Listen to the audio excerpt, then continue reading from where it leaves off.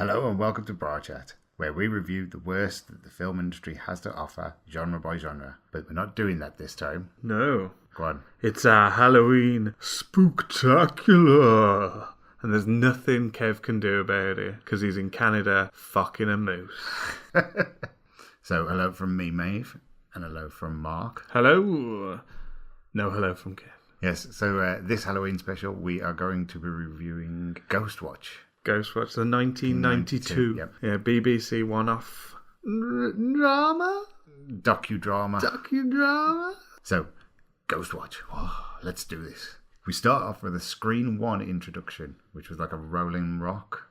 Yeah. Splits, and then it says Screen 1, which was their drama division as such. Okay. I assume that was like a fake production company kind of thing. Michael Parkinson introduces us to the show, and we get footage of the house under investigation. Foxhill Drive. There's no creaking gates. There's no Gothic towers. There's no shutter windows. Yeah, it's just like a dreary British council estate with like people stood looking cold behind a barrier. We're then treated to a second intro, which is a combination of the A-Team, Commando, and the X-Files. Wow. Where they're loading up the truck with all the equipment, and then it goes... Yeah, it's and then so there's bizarre. the lights that shine onto 3 or 4 people. Yeah. And then there's a weird character in the light, and I'm like, is this X-Files? Did this... Was that supposed to, if GhostWatch had continued past one episode, he says, trying to avoid spoilers, that would have been GhostWatch's intro every week from a different house or whatever. Yeah, so Parky, I'm now going to stick with his proper terms. Oh, friends now, are you? Yeah. Parky skeptically starts the show and introduces us to Dr. Lynn Pascoe, as well as our roving reporter, Craig Charles, a.k.a. Dave Lister. And whatever he's called in Coronation Street. Yeah, Parky comes across as a bit arrogant at the beginning and a bit... Skeptically arrogant. The Dr. Pascoe, she at first I was like, oh, okay, you're not very convincing. But as it progresses, she really gets into that role. Yeah. So I don't know what was happening there. Yeah. And Craig Charles comes off as like really childish at first. And like there's a bit that I'm sure you're going to talk about in a little while where he comes across as really childish. And I didn't like him at first. And I love Craig Charles. I love his radio show. I love Red Dwarf. But I was like, oh, you're a bit of a dick in this, Craig. Yeah, I've got in the notes here that he jokes around and cracks funny in front of the mother. Yeah. He's like doing like silly voices and stuff. And then we're handed back to the studio, but we're handed back to Mike Smith, who's manning the phone booths. Yeah, but it's like behind a bit of fabric for no reason. Like, they're like, yeah, we're not interested in, we're going to turn the lights off the fabric. 081 811 8181 is the number that they put up for you to phone in. Was that a real number? Yeah, because earlier in the day, most people would have seen that number on, it was either Live and Kicking or Going Live. Wow. It's the BBC standard number. So they had to have people manning those phone calls. I think they had like so many, and then I think there was like a recorded message. Yeah, like when you try and ring McVitie's Jaffaholics. Hello, your call cannot be taken at the moment, so please leave your message after the tone. Yeah, I've got like a really bad problem with like cakes and eating. Thank you for calling. What? What about my problem?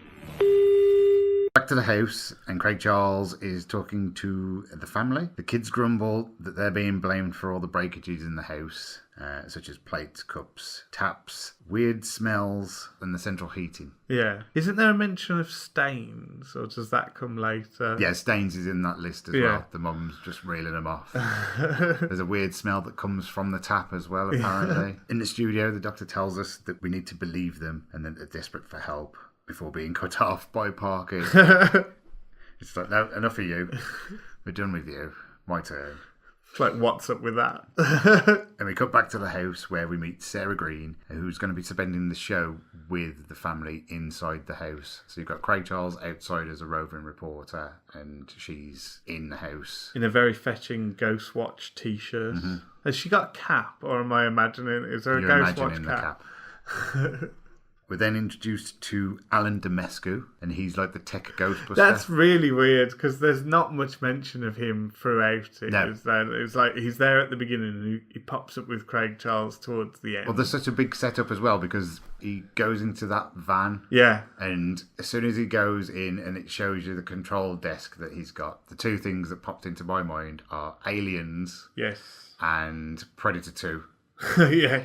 It's like, oh, it's the same thing. And I was waiting for shots of stuff from that location of things happening in the house through the screen. Yeah. Wasted And again, opportunity. with the screen behind Parky as well, I thought Yeah. something was going to come into play on that, and it doesn't really. Not the ghost that was in the picture frame. Yeah. What was that about? Like some set designer. How do we make this look spooky? Oh, a ghost. We get our final introductions to the cameraman, Chris, who shows off the camera and it's infrared. Which isn't infrared. Yeah, but It's not. It's heat vision. heat vision. It's Predator mode. Because it's not infrared. Because infrared would be green. Yeah, and we then get introduced to the same guy, which is Mike, I think, as well. Another Mike. Yes. So we've got 3 Mikes in the show. But they called the one back in the studio Smithy, don't Smithy, they? yeah, because that's Sarah Green's husband. Yeah, we find out that that's her husband as well. So there's a little bit of jeopardy, isn't Yeah. there, that he's back in the studio, and he says, "Oh, I don't think I'd be able to watch it from home anyway," or something. Yeah, and then we're off to the races. Yeah, all the main players are in place. In the studio, Dr. Pascoe explains how they use computers to determine why they were going to investigate the location. Yeah, because it's like, why this house? Yeah, Parky's like, why have we chosen this particular place to? And she's like, oh, well, we used computer programs. Like in 92, everybody's like, Whoa, yeah, they must have done. yeah, that is some scientific technology going on there. And then Parky excitedly asks, what are the chances of actually seeing something, especially with it being Halloween? Yeah. We then get our first phone call of the evening. These are some of the most terrible voice acting in the world. It's proper, almost theatre acting. Yeah. We get our first phone call of the evening, which is in regards to the footage that was shown at the start of the show. Yes. With the 2 girls in the bedroom going to sleep. Yeah, and they say they saw a figure standing. Did they describe the clothes? I think they do, don't they? Don't they say I saw a dress? a dress, or at like least black a human dress, yeah. shape. And they say, oh, can we get that footage up? Yeah, but they don't, do they? They're not straight away. They're going to go and spool back for it and find where it's meant to be, and then they'll bring it back up later in the show. So we go back to the house, and Sarah is apple bobbing. And there's apples hanging from the ceiling for some reason. Suddenly we hear a tapping coming from one of the cupboards. So Sarah goes to investigate, and jump scare, it's Craig Charles in a mask. And she says, "You beast." I've got twat. But he goes, "Oh, I bet your husband that I could get you to swear on telly." And I almost got it a 4-letter word. Yeah, beast. After some back and forth, Sarah starts explaining what's been happening in the house to the family. And we're told of ghostly presence when she says, like, the one daughter says she went to bed and she thought that the mom was coming in to tuck her in. But she didn't say anything and then turned away and walked off. The thing is, I always took them in, but I didn't that night. I fell asleep on the sofa. It's like that, isn't it? I had one too many glasses of wine and fell asleep in the sofa. And there was banging in the walls as well. And that's where the mom says, oh, I used to explain it away as it was the central heating, so it was the pipes. And that's where pipes, the name, comes from, that they've named. The this ghost as such. So they call him Pipes. And then someone else later on calls him Mr. Pipes. But it's only said once, I think. It's the younger daughter, Kim.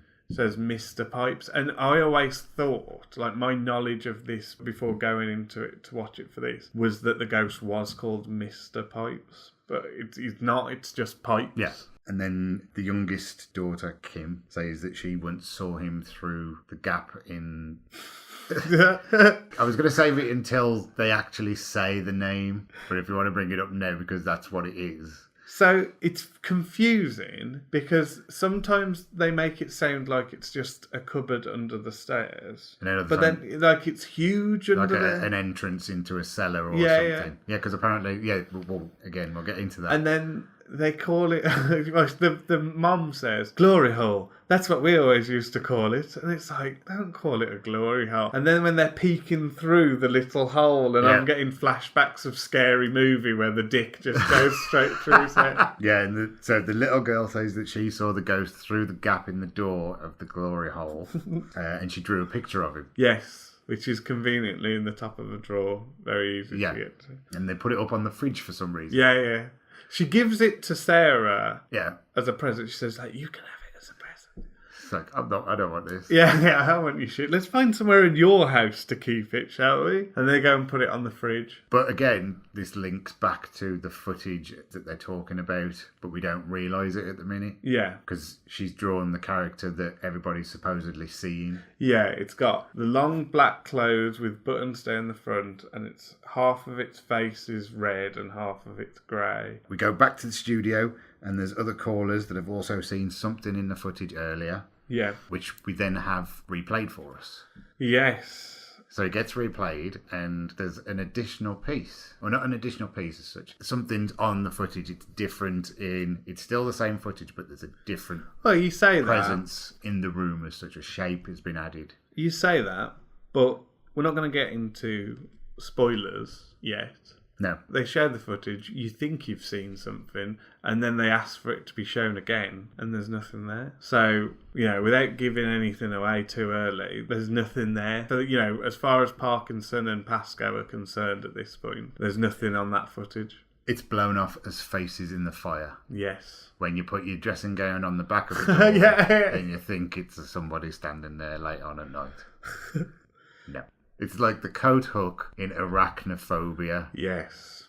Because who has a 4-pronged coat hook that swings? Back in the house, and the mom tells us that she went to the council and they didn't do anything about it, and that then it got into the papers, who mocked the family for it. And then we're shown. Yeah, we get a shit Jeremy Kyle style show. And they don't really do anything about it. They just tell the same story again. And it cuts away before you get a glimpse of the host or any of the branding of the show. But they show you the newspaper clippings from her of like what the paper said about her. And it's like, there's a witch in my house or something like that. And she says, I didn't say that. The mom's then escorted into a police van. Yeah. Which is actually an outside remote studio. Studio 2, they call it. Yeah. We then get pointless phone calls, and then Parky starts shilling the doctor's book, Angels of the Odd, which is about her investigation into the family and the house and everything that's been happening there. Yeah. Is that when we see footage of her, the university footage of her with the young girl? Where they're saying like that they cut off all her senses and fed her white noise. And while they've done that, cut off all her senses, that's when they started to hear that voice. Yeah, and it's like even with her mouth stuffed with something. With coloured liquid and taped shut. Yeah, it still didn't change. Go without fault. And then it gets played in the studio. They bring out the big wheels of audio tape. Yeah. Big old... Reel to reel. Yeah, and play that. Park is not convinced. Yeah, his scepticism is off the chart at certain points where he's like rolling his eyes. We're then shown a bowl of broken household items. That's such bullshit.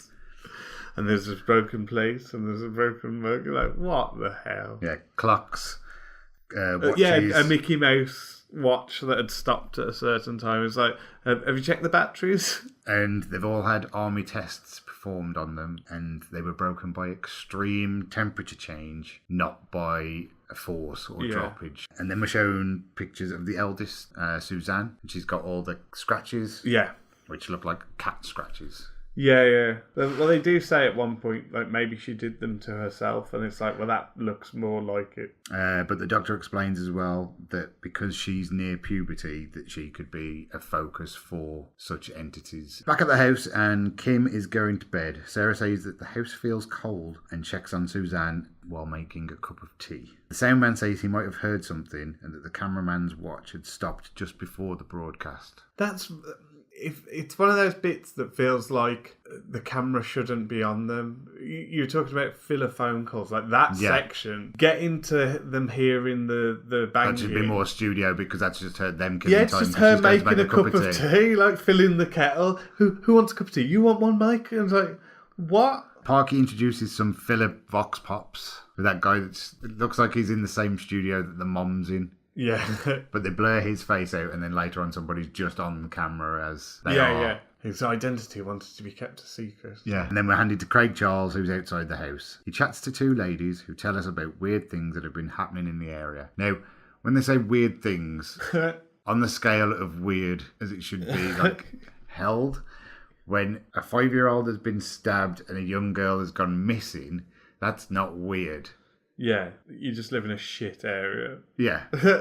That's 2 crimes. But Craig's still joking around as well. Oh, man, he's wacky. And they're the ones that are like, no, you're a bit of a dickhead. This has happened. They then tell us about how their kids found a dead dog one day in a play park that was pregnant and all the fetuses were scattered around the play park.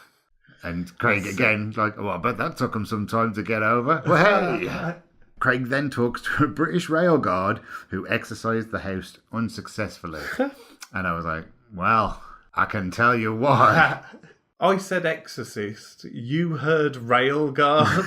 You're fucking fired, Bob. We suddenly cut back to the house and there's a mysterious wet spot on the carpet in the living room. Which is perfectly circle, which you definitely don't get from a jug paw. Like, we'll just debunk this first, so you guys can't. Fuck off. Sarah checks to see where it may have come from and then collects samples. Yeah, with like a duster. Yeah. It's a lens duster, isn't it? How important are those samples? Suzanne then scares Sarah, who says that she's going to bed because she's feeling ill. Sarah says she'll make some antacids for her, and then goes and uses the tap in the kitchen. Yeah. And it doesn't work. She starts turning the tap, it doesn't happen, and then it sprays out. Yes. Squirts her, and then she has to like turn it off for what seems like ages before it's actually turned off itself. We then cut back to the studio where a Welshman explains that his sandwich jumped off his sofa and hit the TV. Parky laughs it off. It's Halloween. It must be homebrew time. There's a brilliant tweet by a comedian called Michael Legg, and he's like, I don't understand how my laptop got destroyed the same day that I watched James Corden sing with Queen. It's like that. It's like, you know, when you were eating this sandwich, there wasn't anything on the television that you're particularly angry about and thought, oh, well, I'm going to throw my fucking sandwich at the TV. Again, back to the house quickly as Sarah and the crew are chasing strange sounds in the mom's bedroom. Yeah, and they're like pulling shit out the way. The sounds get louder and louder and the girls start saying that he's in the kitchen. So they go down to the kitchen and they find nothing and the sounds stop. But there's papers all over the floor. Like drawing. It's like the kids' drawings, isn't it? So Sarah starts picking them up and then she gets scared by a cat that jumps at the patio window. Definitely not thrown into shot. The banging then starts again, but it's discovered that it's Suzanne causing it. Yeah, they go to the top of the stairs, and the bedroom door's like slightly ajar. Yeah, because they've said that she's got out of bed, but she hasn't come on to the landing room. Yeah. So Dr. Pascoe does her enhance. Yes. And suddenly you see the shot of the girl banging on the pipes. And then they're like, what are you doing? And she runs back into bed. And she starts shouting at him. It's like, that's what you wanted, wasn't it? You wanted... Like, she's giving the news crew something to... Yeah. As well at that point, because we cut back to the studio, you can see that Parky's kind of like, yeah, I knew this was... Yeah, Parky's so happy. While the doctor's there feeling all deflated and a bit betrayed as well, because she's like, oh, well, I've believed these people and then this is what they're actually doing. But she doesn't want to fully commit to the fact that it's a hoax. That it's a hoax. Yeah, because Parky then tries to talk to Suzanne, but she doesn't want to talk about it because she says that line about 3 or 4 times. I don't want to talk about it. And then, she says that she did it because she wanted the attention to help them actually solve what was going on in the house. Because if they made a big hurrah about it, at least it would get eyes and attention that might get somebody to either come and help them or do something about it. But it throws everything into questionability, doesn't it? It's like, has every noise been heard? Did she scatter the drawings? You know, makes you question everything you've seen till that point. More callers are saying that they've seen something in the footage, and they all describe the same. A black cloak, a bald man, or a thin-in man in the corner of the room. And then we get another filler ghost story. And then we get a studio fuck-up. The ghost story kind of stops and goes funny. So they have to cut to calls. And we get a scared woman explaining that their glass coffee table had exploded. I'm not sure what had happened to the husband, but he was in an ambulance going to the hospital. There was blood all over the walls. Yeah. And the children won't stop watching the television. Are the children not covered in blood as well at this point? And Parky's like insulting her parenting skills. And it's like, well, it is after the 9 o'clock watershed. Yeah, they should be in bed. Oh yeah, and then also that all the clocks had stopped in the house. Yeah. And that's been a running theme throughout. That clocks have kept stopping and watches have stopped. Parky then issues a warning to viewers of a nervous disposition, and then the doctor plays some footage of Kim talking about pipes, and then she gives the same description again. Yes. Of the exact... the man with a dress up to the neck, buttoned down, bald head, one of his eyes is scratched up. And that's the same that everybody has said that they've seen in the footage from earlier on. It's also the same drawing that Kim's done. Yeah, it's like everything's back on again now because it's like, oh, okay, well maybe she wasn't. Maybe she's not responsible for all of this. Well, and then that's when the doctor goes, maybe we should have been focusing more on Kim and not Suzanne. Yes. Or that the pair of them, the ages that they are more susceptible to that kind of thing. They talk they feed off each other. I was going to say, like, set each other off like Furbies.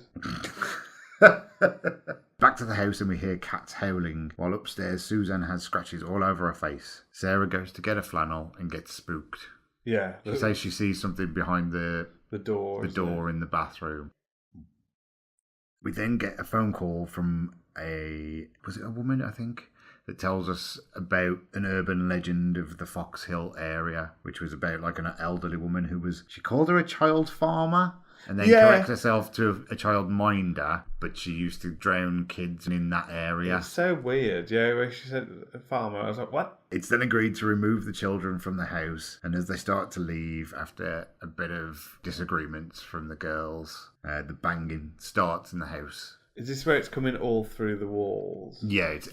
It's everywhere. Back to the studio, and they're being inundated with calls about strange things that are happening around the country. Back to the house, and things seem to have settled down just before Sarah loses contact with the studio and the banging starts, while Suzanne starts talking in a familiar voice, which was the audio voice from earlier. What big ears you have! Yeah, it's like nursery rhymes, isn't it? And then she switches back and she's like, if you don't believe us, get out. Kimmy then goes missing in the small house. Sarah runs around and tries to find her, and only finds a stuffed rabbit in the sink with the water pouring onto it. Like a bunny boy look. But it's got no eyes. We then find Kim behind the open fridge door. Yeah. And she tells us that Pipe said that the bunny was evil, and here was its eyes. And she opens her hand, and there's two eyes. It's creepy. It is creepy because it's like, that they wanted to do that with something real, but instead it's even creepier as a doll. Strange cat sounds start again, and they are discovered to be in the glory hole by the sound man. He's like, there's something over here. It's in this glory hole. They pull away the covering that the mom had put up. There's like two pieces of wood across, and then like a bit of laminate flooring sort of thing. So they pull that off, and as they start to open the door, it gets about halfway, and the mirror falls off the wall onto the sound man. Yes. But you've already seen the mirror wobbling at slightly earlier. When all the noises start, the mirror is wobbling. You can see it's in the CCTV camera that they've got of the hallway, isn't it? You can see it just shaking. And then it smashes on the sound man's head. Suzanne starts calling for help, and we cut to all the cameras around the house, and then she starts to scream. We cut to white noise, and then we get a flash card which says normal transmission will be resumed as soon as possible. Yeah. Is that when you can hear voices kind of going like, what's going on? We'll get it sorted as soon as possible. Yeah. You can hear the studio talking, and then you get an awkward cut to Craig Charles, who's outside with the tech guy. Just chin wagging. And he's like, oh, we're on. The light's on. We're on. They're talking about that they haven't seen anything. Everything seems pretty normal. And then he gets like annoyed because he's like, I wish they'd tell me when I was on. And he's still on. Then they cut back to the studio, and they're like, well, while we're trying to fix communications with Sarah, we're going to take a caller. A caller who doesn't want to be identified, but leaves enough clues of who he possibly could be, tells us about Raymond Tunstall. Yes, because they've got the records of the house. Dr. Pascoe's got the records of the house. Everybody who's lived there ever since it was... But he was a lodger, so he wouldn't have been listed. They sublet the house, and he wouldn't have been... a room of the house, and he was not on like any official records or stuff. Yeah, because he would have been illegal. And when he's quizzed, he reveals that he was his social worker. So I could easily go, Raymond Tunstall's social worker. Who was that? We get the reveal that he was his social worker after Raymond had left a psychiatric hospital and had convictions of molestation and assault against him. There was other things as well. I think there was abduction. Yes, possibly, yeah. No, there was minor abduction. He abducted minors? Yeah. Taken what he said, and I've condensed it down. Oh. But he was a very disturbed man who took his own life. He hung himself in the glory hole, and then he had 12 cats. His auntie and uncle were away on holiday, and the cats subsequently ate his body because there was nothing else to feed on. Yeah. Like, the cats got hungry, didn't they? And then the doctor's like, can you stay on the line? And Parker's like, he's gone. He's hung up. And they're also not taking any more calls because the switchboard is jammed. Yeah. The doctor then realises that the footage that's being played to the studio isn't a live feed. Yeah, but then that's when she says, it's in the machine. Mm-hmm. And I was like, what? Because X-Files fans, Ghost in the Machine is one of my favourite episodes of the X-Files, where it's like the AI building. Yeah. And so I was like, oh yes, it's in the machine. And what I started thinking at this point was, because we've already cut outside to Craig Charles. Yeah. Who said everything's calm. Mm-hmm. And then the footage that we're watching is of everything being calm. Yeah. But the sound man isn't on it. It's just the cameraman, Sarah, and the two kids in the living room. And I was like, oh, is this all completely made up? Like the whole night, they've just been sat calmly in the house. And what's being televised is like almost like a bad dream, like a... If the ghost's in the machine, is the ghost just projecting out this horrible scenario that's not actually happening in the house? But it's not. So I was wrong. No, because the doctor says that there's a photo that earlier on had fallen off during one of the banging sessions. Yes. It had fallen off, and then she's looking at the photos going, the picture's back on the wall. We then start to get random cuts at varying speeds. Yeah. So you get weird... Yeah, like everything's going haywire at that point. Yeah, and a wind starts to blow in the studio. Yeah.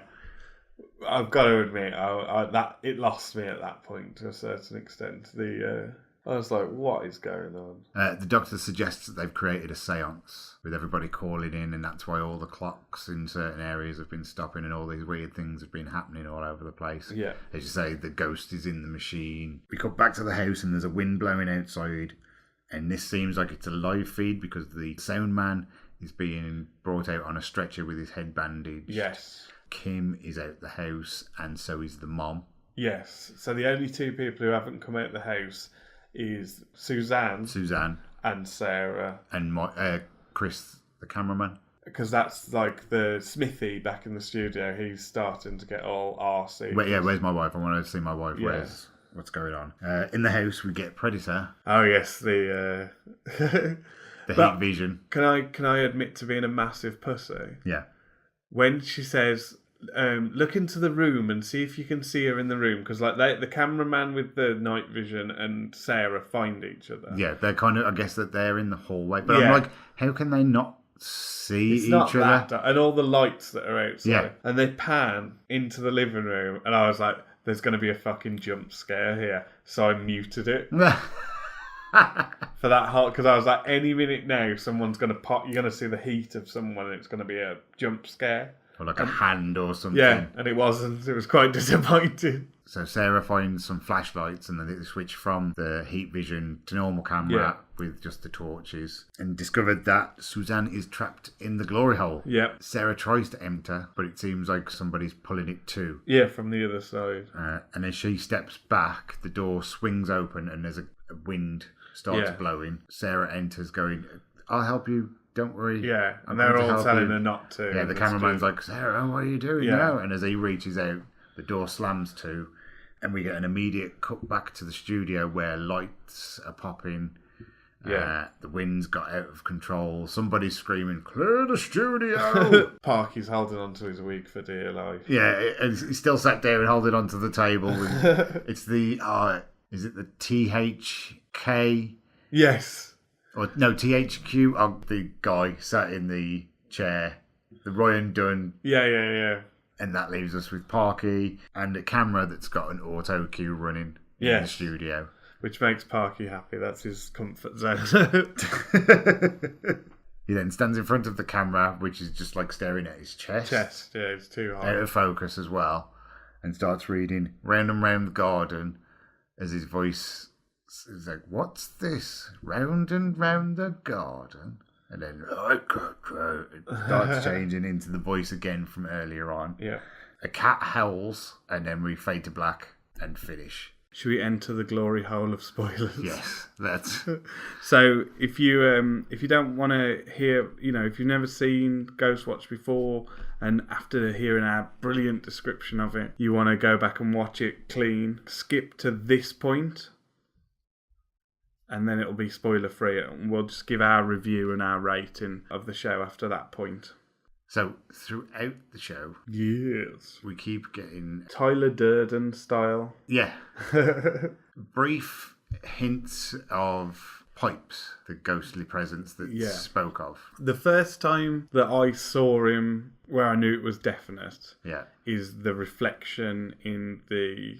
So it's after the first lot of banging, where the girls say that he's down in the kitchen and she's cleaning up. She's collecting the paper, and the cat. There's the cat scare, and then as the camera whips back round, you see reflected in the patio doors. Yeah, you see Sarah Green, the two crew members, and then there's a fourth figure just standing there, like a fat guy. Yeah. That's the first time, because I tried to stick with it. Before that is where you've seen it in the bedroom, where someone says they've seen it in the bedroom. Yeah, where they start messing with the footage. They show the footage once where he is there, and then they show it again where he isn't there. But because he wasn't there the second time, I was like, okay, I'm willing to go with it without pausing it or anything and checking. I think I know what they've done here. Where else? There's the stair under the stairs. You get a good glimpse of him. You get half the face when the mirror falls on the sound guy. Yeah, and that's what breaks your vision. The door opens up and it's about halfway across his face before that happens, and they cut away to something else. Is there more? There's the bedroom shot where the camera pans around the bedroom and there's somebody stood in front of the curtains. Yeah. And then it does a quick whip around, I think I just saw somebody, and and there's nothing. It's like it cuts to a close. Well, it doesn't cut to it, but it's like almost like it zooms in. Yeah. And that's a bit more freaky, because the one in the bedroom, the one under the stairs, and the one in the reflection all feel like there's an actor stood there. Yeah, there is also when Craig Charles is outside talking to the two ladies. Yes, about in the the dog. park. Yeah, the dog and everything. When he collects the guy who exorcised the house in the crowd that he takes him from, he stood in the background. Oh, okay.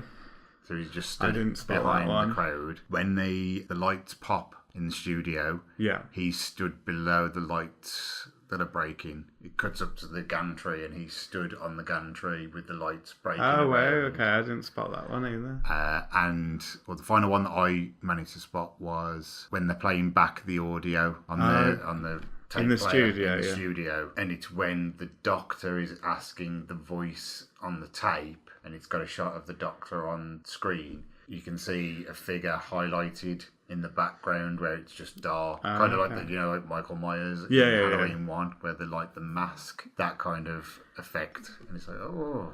Okay. No, man, I should have paid more attention. Now we've finished talking about pipes.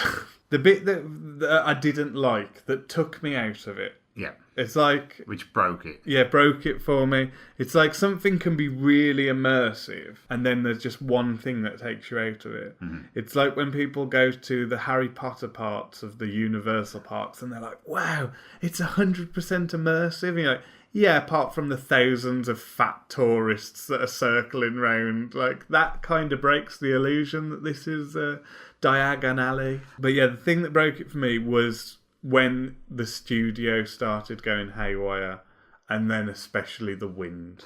Yeah. That really bugged me. The wind was because the studio having faults. Yeah, I would have been okay. The lights blowing and stuff I would have been okay with, but the wind was... Weird auto cue things being fed to Parkinson would have been good as well.